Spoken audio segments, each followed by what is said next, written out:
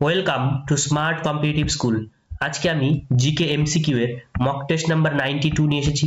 এর আগের পর্বগুলোতে আমি 1 থেকে 91 পর্যন্ত মক টেস্টগুলোকে কমপ্লিট করেছি। তোমরা যদি ভিডিওগুলিকে দেখে না থাকো তাহলে আমার প্লেলিস্ট থেকে সেই সমস্ত ভিডিওগুলিকে দেখে নেবে।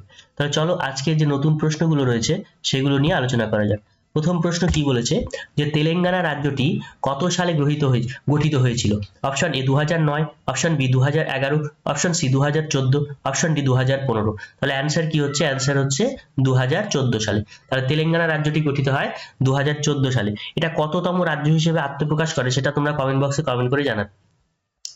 ঢাকা অনুশীলন সমিতি কে প্রতিষ্ঠা করে? Option A Pulin Bihari Das, option B Bal Gangadhar Tilak, option C Shishir Kumar Ghosh, option D Abul Kalam Azad. তাহলে ঢাকা অনুশীলন সমিতি গঠন করেন বা প্রতিষ্ঠা করেন পুলিন বিহারী দাস। ঠিক আছে, এটা কত সালে প্রতিষ্ঠিত হয় কমেন্ট বক্সে কমেন্ট করে জানাবে। আরশোলার শ্বাস যন্ত্রের নাম কি? Option A trachea, option B nephridia, option C সবুজ গ্রন্থি, অপশন ডি ফুসফুস। তাহলে আরশোলার শ্বাস যন্ত্রের নাম হচ্ছে ট্রাকিয়া। ঠিক আছে, আর এই সবুজ গ্রন্থিটা কি তোমরা কমেন্ট বক্সে কমেন্ট করে জানাবে। অ্যাটর্নি জেনারেল কে নিয়োগ করেন? অপশন এ রাষ্ট্রপতি, অপশন বি উপরাষ্ট্রপতি, অপশন সি রাজ্যপাল, অপশন ডি স্পিকার। তাহলে অ্যাটর্নি জেনারেলকে নিয়োগ করে রাষ্ট্রপতি। দাদাভাই নৌরোজি কত সালে ইস্ট ইন্ডিয়া অ্যাসোসিয়েশন প্রতিষ্ঠা করেন? Option A 1845, option B 1852, option C 1866, option D 1868।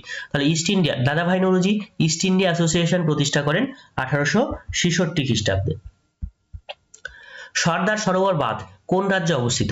Option A Maharashtra, option B Punjab, option C Gujarat, option D Haryana. Sardar Sarovar বাঁধ কোথায় রয়েছে? এটা রয়েছে গুজরাটে। জাপানের মুদ্রার নাম কি? Option A pound, option B yen, option C dinar, option D rupiah. তাহলে জাপানের মুদ্রার নাম হচ্ছে ইয়েন। ইয়েন হলো জাপানের মুদ্রা।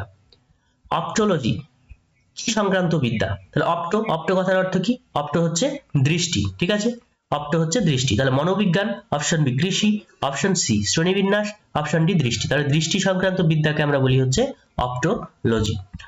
ইলিয়াস ও ওডিসি মহাকাব্যের রচয়িতা কে?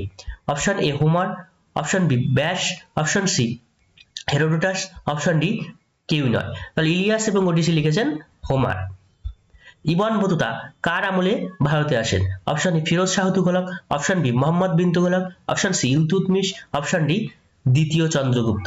তাহলে ইবন বতুতা মোহাম্মদ বিন তুগলকের সময় ভারতে আসেন।